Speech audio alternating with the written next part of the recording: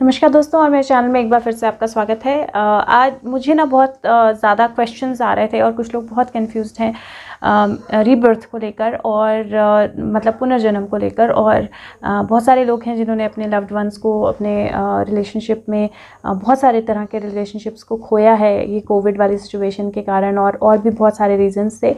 तो और बहुत सारे ऐसे लोग हैं जो डरते हैं अपनों को खोने के लिए। तो वो जो मेजर क्वेश्चंस मुझे मतलब जो बहुत मेजर क्वेश्चन जो बार बार आ रहा था वो ये कि जब रीबर्थ होता है तो क्या सेम रिलेशनशिप्स रिपीट होती हैं, या जो हमारा फादर हैं, पेरेंट्स हैं, वो हमारे पेरेंट्स ही होंगे दोबारा, या जो हमारे हस्बैंड या वाइफ हैं वो हस्बैंड या वाइफ ही होंगे दोबारा, या वही इंसान दोबारा से अगले जन्म में हमारी लाइफ में आएगा, किस तरह से ये होगा। तो आज इसीलिए मैंने रीबर्थ पे वीडियो जो है वो आपके साथ शेयर कर रही हूँ, या पुनर्जन्म पे वीडियो शेयर कर रही हूँ, ताकि आपको उन सवालों के जवाब मिल जाएं। दो कुछ चीज़ें हैं इनमें से जो ऑलरेडी कवर्ड हैं, जो मेरी ज़िंदगी की लाइफ जर्नी, सोल जर्नी या आत्मा की यात्रा एक प्लेलिस्ट है। अगर आप प्लेलिस्ट पे जाएंगे तो वहाँ पे बहुत सारी चीज़ें हैं जो सोल की जर्नी कैसे होती है उसके बारे में कवर्ड है, और बहुत सारी चीज़ें और हैं जो मैं धीरे धीरे कवर करूँगी। लेकिन इसके लिए स्पेसिफिकली क्योंकि आपके क्वेश्चन इस तरह के हैं, मैं ज़रूर आपको ये आंसर करना चाहूँगी। तो सबसे पहले तो रीबर्थ, पुनर्जन्म होता क्या है, पुनर्जन्म का पर्पस क्या है, आत्मा दोबारा जन्म क्यों लेती है। जब हम इस दुनिया में आते हैं या जब हम पृथ्वी पे आते हैं, जब हम जन्म लेते हैं तो आइडली बहुत सारी तकलीफ़ें भी होती हैं, बहुत सारे दुख भी होते हैं, बहुत सारी मुश्किलें भी होती हैं, बहुत सारे हालात भी होते हैं जिनसे हमें गुजर कर आगे जाना पड़ता है। तो क्यों आत्मा जो है चुनती है वापस आना, क्योंकि मनुष्य के उसमें जब हम होते हैं, इस जीवन में जब हम होते हैं, तो मुझे लगता है कि हम में से हर एक इंसान ज़िंदगी में एक बार ज़रूर बोलता है कि अब मुझे मोक्ष चाहिए, अब मुझे दोबारा जन्म नहीं लेना है। हर एक इंसान एक बार तो ज़रूर बोलता है, क्योंकि इतनी मुश्किल है इतना सर्वाइव करना प्लेनेट अर्थ के ऊपर या इस धरती के ऊपर। तो एक बार तो मन में ये ख्याल आता है, तो क्यों कर ऐसा होता है कि आत्मा फिर से पुनर्जन्म लेती है। और मैं ये जवाब इसका जवाब इसलिए देना ज़रूरी है क्योंकि ये रिलेट करता है कि आत्मा पुनर्जन्म जो है सेम परिवार में या सेम रिश्तों में लेती है कि नहीं लेती है। तो पर्पस जो होता है किसी भी आत्मा का, या कारण जो होता है जिसके कारण से वो पुनर्जन्म लेती है या आत्मा बार बार अर्थ जिंदगी इस पृथ्वी पे आती है, उसका मतलब होता है लर्निंग, सीखना। डिफरेंट अलग अलग तरह के इमोशंस जो होते हैं, उन अलग अलग तरह के इमोशंस को उन पे काबू पाना। जैसे अगर हम बात करें कि जो सबसे बड़े नेगेटिव ट्रेट्स होते हैं, सबसे बड़े काम, क्रोध, लोभ, मोह, माया, तो ये तो मेजर 5 हो गए ना। तो उसके अलावा भी बहुत सारे ऐसे होते हैं ट्रेट्स, और इन सब के ही ऊपर काबू पाना, इन सब से ही डील करना सीखना, इन सब को ही बैलेंस करना सीखना जो होता है, वो आत्मा की जर्नी होती है, वो उसका काम होता है, क्योंकि वो सीखने के बाद ही वो अपने आप में कंप्लीट होती है। तो इसीलिए वो रीबर्थ लेती है, बार बार पुनर्जन्म लेती है, अलग अलग डिफ़िकल्ट जगहों पे, सिचुएशंस में पुनर्जन्म लेती है और अपनी जर्नी कंटिन्यू रखती है सीखने की। अब मेन मुद्दे पे आते हैं कि जो आपके पेरेंट्स हैं वो अगले जन्म में भी आपके पेरेंट्स होंगे कि नहीं, या जो आपके पेरेंट्स हैं वो अगले जन्म में आपके बच्चे हो सकते हैं क्या, या जो आपके अगर कोई हस्बैंड वाइफ एक दूसरे से बहुत प्यार करते हैं, और जैसे आजकल हमारे यहाँ कहा भी जाता है, हिंदुओं में कहा जाता है 7 जन्म का बंधन, तो वाकई 7 जन्म का बंधन होता है क्या।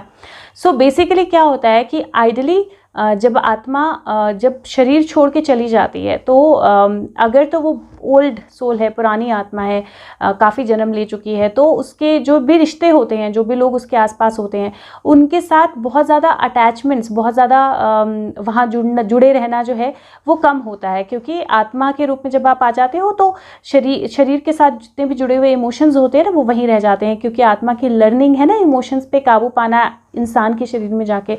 तो इसीलिए वो लर्निंग के साथ बाहर निकलती है। तो उसके लिए वो एक तरह से जैसे कॉलेज होता है या स्कूल होता है, तो आप स्कूल में पढ़ाई करके बाहर निकल जाते हो, पास आउट कर लेते हो, तो कभी कभी आपका मन करता है आप स्कूल के बाकी के दोस्तों से मिलते हो या देखते हो, लेकिन आप दोबारा से पास आउट होने के बाद फर्स्ट क्लास में एडमिशन लेके दोबारा से स्कूल नहीं करते हो ना, वही वाला कि अरे मुझे तो स्कूल की बहुत याद आ रही है, मुझे वहीं रहना है। सिमिलरली आत्मा भी स्कूल के बाद आप कॉलेज जाओगे, कॉलेज के बाद आप आगे की पढ़ाई, पोस्ट ग्रेजुएशन, ऐसे आप सारी ज़िंदगी PhD पढ़ते रह सकते हो। उसी तरह आत्मा भी बढ़ती रहती है, आगे आगे बढ़ के सेम जगह पे नहीं।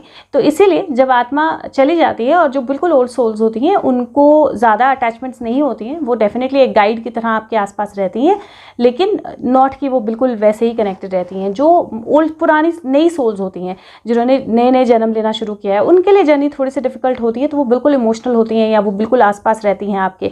तो ऐसा नहीं है कि आत्मा के इमोशंस नहीं होते हैं, आत्मा के भी इमोशंस होते हैं, क्योंकि वो ही तो वो सीख रही है ना, उन्हीं इमोशंस को, उन्हीं चीज़ों पे काबू पाना या वो करना। अगर उसके बिल्कुल ही कुछ नहीं है तो वो सीख क्या रही है फिर, क्यों वो जन्म ले रही है? अगर वो बिल्कुल ही परफेक्ट है आत्मा के रूप में, तो फिर वो तो सोर्स से मिल जाएगी, फिर तो वो जन्म नहीं लेगी।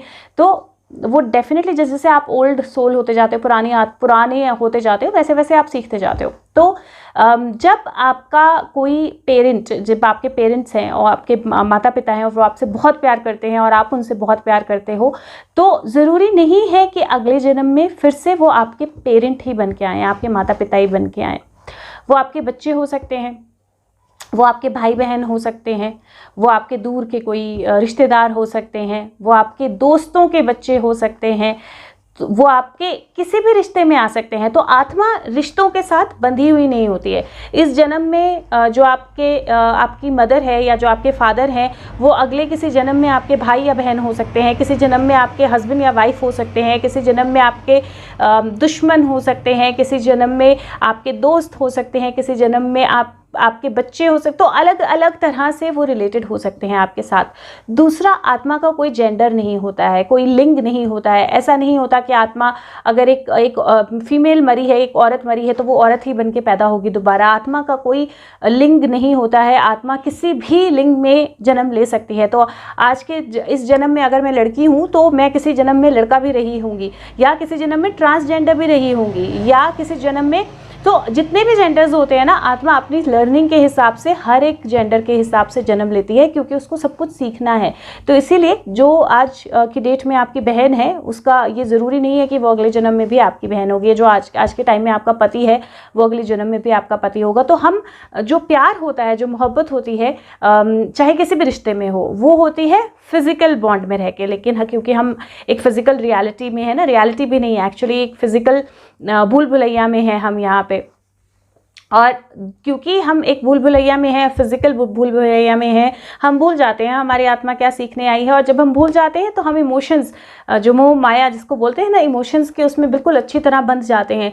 और उसी प्यार में हम एक दूसरे को बोल सकते हैं कि अरे मैं अगले जन्म में फिर तेरी माँ बनूंगी, अगले जन्म में तेरा बेटा बनूंगी, या तेरा बेटा बेटी बनूंगी। या लेकिन जब आप शरीर छोड़ देते हो ना, या आपका हस्बैंड या वाइफ एक दूसरे को बोल सकते हैं कि हम 7 जन्म में एक साथ रहेंगे, हम हर बार सेम ही हस्बैंड वाइफ बनेंगे। जब आत्मा शरीर को छोड़ देती है तो वो चीज़ें जो है ना, वो मायने नहीं रखती हैं। वो इसलिए मायने नहीं रखती हैं क्योंकि आत्मा के लिए सिर्फ लर्न करना है। तो लर्न करने के लिए उसको जो भी रूप लेना पड़ेगा वो रूप लेगी। और मैं फिर से आपको एक बार याद दिला दूं, जो इंसान होते हैं, जो आत्माएं इंसान बनती हैं, वही आत्माएं हैं जो जानवर भी होती हैं, कीट पतंगे भी होती हैं। तो हर एक फॉर्म में जाती है। तो अगर किसी आत्मा का, यूजुअली जो बिल्कुल नई सोल्स होती हैं, जो बिल्कुल नई से स्टार्ट करती हैं, वो कीट पतंगे या सिंपल तरह के बर्थ लेती हैं। तो कीट पतंगे, बर्ड्स, एनिमल्स, उस तरह के बर्थ लेती हैं। लेकिन कई बार ऐसा होता है कि किसी आत्मा ने जब इंसान के रूप में जन्म लिया और बहुत ज़्यादा डिफ़िकल्टी वाला उसका पूरा लाइफ रही, तो वो एक तरह से रिलीफ लेने के लिए उस डिफ़िकल्टी से, उस बहुत कॉम्प्लिकेटेड इमोशंस और इन सब की लाइफ से रिलीफ लेने के लिए वो किसी एनिमल फॉर्म या किसी जानवर या कीट पतंगा या पंछी जो है उसमें भी जन्म लेते हैं। तो ज़रूरी नहीं है जो इंसान है वो वापस इंसान बनेगा। इसमें मैं एक और चीज़ आपको बहुत क्लियर कर देना चाहती हूँ, और ये जो है, ये बहुत बड़ा मिसकंसेप्शन है, बहुत ही बड़ी गलतफहमी है, जो पता नहीं क्यों इतनी बुरी तरह फैली है कि हर एक इंसान के दिमाग में है।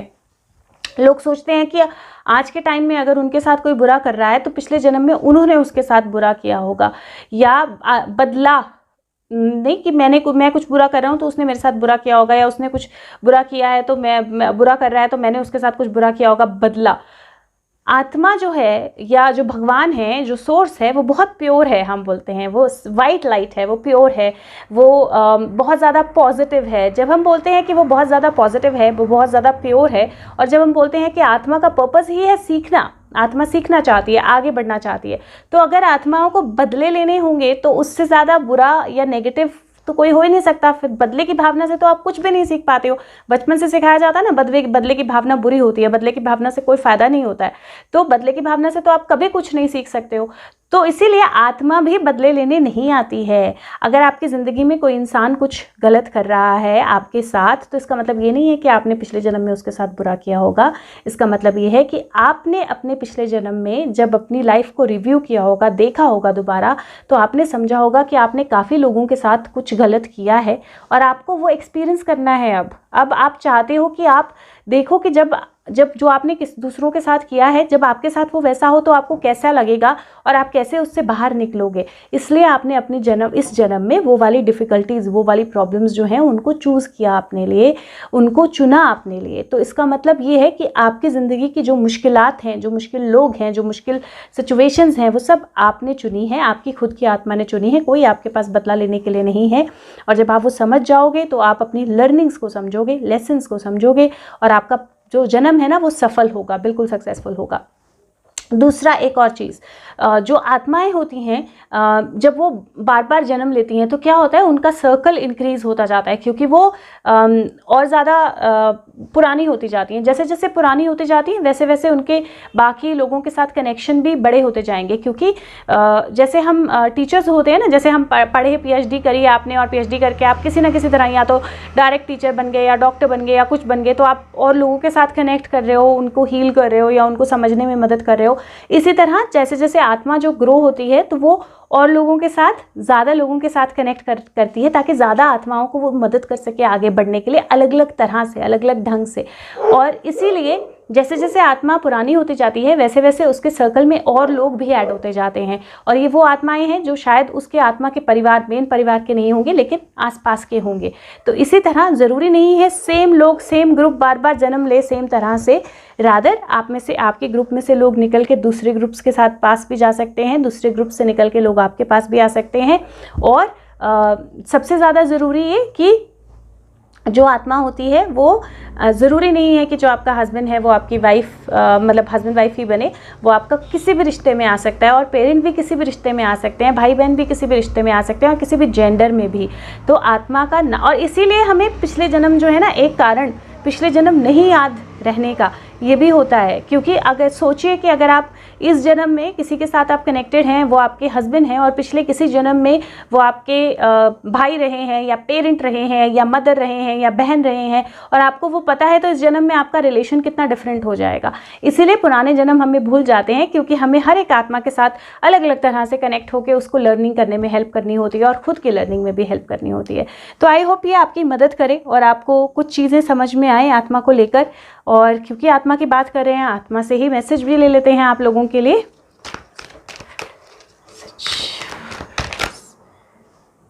ओके, 2 कार्ड्स आए हैं तो मैं दोनों आपके लिए पढ़ दूंगी। ओके, पहला कार्ड आया है ब्रीथ। ब्रीथ का कार्ड इसलिए आया है क्योंकि हम अगर सोल से कनेक्ट, आत्मा से कनेक्ट करना चाहते हैं, अपनी आत्मा से या किसी भी और आत्मा से, तो पहला कनेक्शन जो शरीर और आत्मा को कनेक्ट करता है वो होता है सांस। हम सांस लेते हैं, इसीलिए हमारी आत्मा हमारे शरीर के साथ कनेक्टेड रहती है। और इसीलिए कार्ड्स आपको बोल रहे हैं कि समझिए कि आप में भी वो डिवाइन शक्ति है, आप में भी वो डिवाइन फोर्स है। आपकी लाइफ में जो भी सिचुएशंस हैं, जो भी चीज़ें हो रही हैं, समझिए कि सब कुछ प्राणा से ही चल रहा है। आप ब्रीथ कर रहे हो, आप सांस ले रहे हो, वहीं से सब कुछ फ्लो हो रहा है। तो थोड़ा सा टाइम निकालिए, डीप ब्रीदिंग कीजिए, अपने प्राणायाम कीजिए, अपने साथ कुछ वक्त बिताइए। जो भी आपकी लाइफ के सिचुएशंस हैं, ये समझिए कि क्योंकि आपके आत्मा ने उनको चूज़ किया है, तो वो आपको कुछ ना कुछ दिखाने, कुछ ना कुछ सिखाने, कुछ ना कुछ समझाने आई हैं। और जब आप ये समझेंगे तो डेफिनेटली बहुत अच्छे से आगे बढ़ पाएंगे। दूसरा कार्ड जो है वो बोलता है एम्ब्रेस द मोमेंट। इसका मतलब है कि आपके इस वक्त पे आपकी लाइफ में बहुत ज़्यादा ज़रूरी है कि आप पॉजिटिव थिंकिंग करें, सकारात्मक सोच रखें। ना तो खुद ही वो आप नेगेटिव हों, खुद ही आप नकारात्मकता में जाएं, ना ही आप दूसरों को जज करें, ना खुद को जज करें, हम बहुत आसान होता है हम लोगों के लिए किसी को भी जज करना। कोई भी अगर मेरे हिसाब से चीज़ें बोल रहा है तो मुझे वो अच्छा लगेगा और मैं बोलूँगी कि अरे ये इंसान तो बहुत अच्छा है, और इमीडिएटली अगर वो कुछ ऐसा बोल रहा है जो मैं नहीं सुनना चाहती हूँ तो मैं बोलूँगी अरे ये तो झूठा है, ये नकली है, ये तो, क्योंकि हम ऐसे ही जोन में रहते हैं ना, हम दूसरों को अपने हिसाब से जज करते हैं। तो आज के लिए आपका सबसे बड़ा लेसन है कि ना तो खुद को जज करें, कोशिश करें कि आप खुद को भी जज ना करें, आप दूसरों को भी जज ना करें।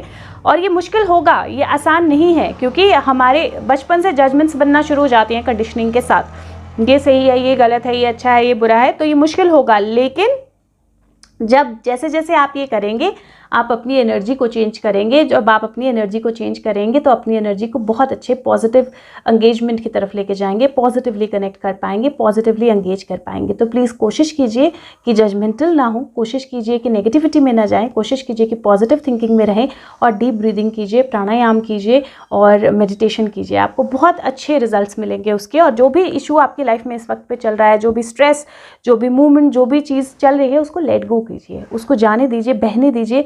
जब आप लेट गो करते हैं, चाहे वो आपको कितना ही ज़रूरी लगे, कितना ही प्यारा लगे, कितना ही अच्छा, कितना ही चाहिए हो वो सिचुएशन, जब आप उसको लेट गो, क्योंकि रेत को अगर मुट्ठी में भींचेंगे आप, तो जितनी ज़ोर से मुट्ठी बंद करेंगे उतनी जल्दी मुट्ठी खाली होगी, जितना हल्के से मुट्ठी बंद करेंगे उतना ज़्यादा रेत आपके हाथ में रहेगी। तो इसी तरह हमारी ज़िंदगी भी होती है। तो इसीलिए लेट गो करें चीज़ों, जो भी आपके किस्मत में है, जो भी आपके लिए है, जो भी आपके साथ होना है वो होगा। लेकिन जब आप सीख के चलेंगे, आराम से चलेंगे, पॉजिटिव होकर चलेंगे तो मिलेगा। तो ये आपके लिए मैसेज था। बाकी अगर इससे ज़्यादा आपके माइंड में कोई भी क्वेश्चंस हैं, आपके माइंड में और कोई सवाल हैं आत्मा को लेकर, रीबर्थ को लेकर, या और भी किसी चीज़ को लेकर, तो आप इस वीडियो में नीचे कमेंट्स में डाल दें, मैं उनको नोट करूँगी। आप में से कुछ लोगों की कुछ वीडियो रिक्वेस्ट हैं अभी भी मेरे पास। मैंने जैसे बोला, जैसे जैसे मुझे गाइड्स से या मेरे एंजल से जैसे जैसे मुझे डाउनलोड मिलता है, वैसे वैसे मैं शेयर करती हूँ आप लोगों के साथ। तो जैसे जैसे उन चीज़ों के बारे में भी मुझे क्लैरिटी आती जाएगी, मैं वैसे वैसे आपके साथ वो शेयर करती जाऊँगी। उसके अलावा वीडियो अगर हो सके तो लाइक करें, चैनल को हो सके तो सब्सक्राइब करें, और वीडियोज़ को दूसरों के साथ शेयर करें, क्योंकि वही इंटेंशन है मेरी वीडियोज़ बनाने का। और इसीलिए मैं कभी भी वीडियो के बीच में किसी तरह की कोई ऐड नहीं डालती हूँ। मुझे नहीं अच्छा लगता है वीडियो के मिड वीडियो में ऐड डालना। शुरू में होगी और एंड में होगी, लेकिन मिड वीडियो में ऐड नहीं होगी, क्योंकि डाल के मुझे तो अर्निंग होगी डाल के, लेकिन वो एक प्रोसेस बनता है ना समझने का, वो ब्रेक हो जाता है। और मैं नहीं चाहती हूँ वो ब्रेक हो, क्योंकि मेरा मेन पर्पस जो है, हाँ मेहनत कर रही हूँ और सब चीज़ों के लिए, घर चलाने के लिए, सबके लिए ज़रूरी है, लेकिन मेन पर्पस जो है वो आप लोगों की मदद करना है, सही चीज़ें समझने में, अवेकनिंग में, और चीज़ों को पॉजिटिविटी की तरफ लेके जाने में। तो इसीलिए मैं बीच में ऐड भी नहीं डालती हूँ। तो इसलिए कोशिश कीजिए कि आप मदद करें मेरे इस पर्पज़ में, लोगों के साथ शेयर करें, ताकि औरों तक भी सही इन्फॉर्मेशन या सही चीज़ें जो हैं वो पहुँचें। बाकी लाइक आई सेड, अपना ध्यान रखें, खुश रहिए, स्वस्थ रहिए। धन्यवाद, बाय बाय।